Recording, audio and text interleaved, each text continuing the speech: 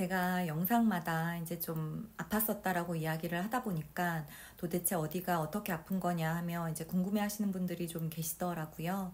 제가 얼마 전에 롱폼을 만들어서 업로드를 했습니다만 오늘은 좀 그 이야기를 짧고 간단하게 해보려고 합니다. 저의 40대의 시간의 대부분을 이제 앗아갔었고 정말 죽을 만큼 힘들었었고 실제로 죽어야겠다라고 생각까지 했던 저의 힘듦과 고통의 원인은 바로 재채기였습니다. 너무 어이없지 않습니까? 아무튼 저는 그 한 번의 재채기로 인해 허리가 삐끗했었고 그때 느꼈던 통증으로 지금까지 힘든 시간을 보내고 있는 상태입니다. 저는 디스크는 아니었었고요. 아산병원과 삼성병원에서 온갖 검사를 받아보긴 했지만 결과는 이상 없음으로 나왔어요.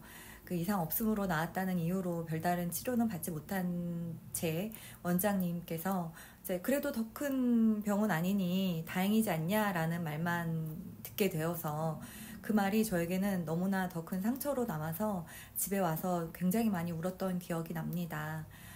그러다가 지금 다니고 있는 허리병원에 정착을 하게 되었고요. 지금 병원은 한 다닌 지 5년 정도, 5년 이상 정도 된 것 같아요.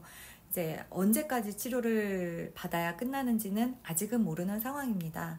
이 병원의 원장님 말에 의하면 제 척추뼈를 감싸고 있는 모든 인대와 조직과 근육이 다 너무 굳어져서 제 온몸을 굳게 만들고 움직이기 어렵게 만들었다고 합니다. 그래서 그 모든 근육과 인대와 조직들을 일일이 다 부드럽고 연하게 풀어내야 한다.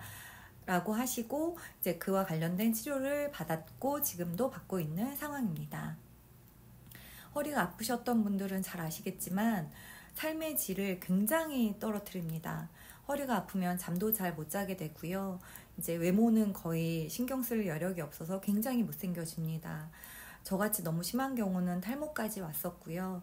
이제 계속 아프다 보니까 점점 삶이 더 힘들어지는 악순환이 진행이 됩니다.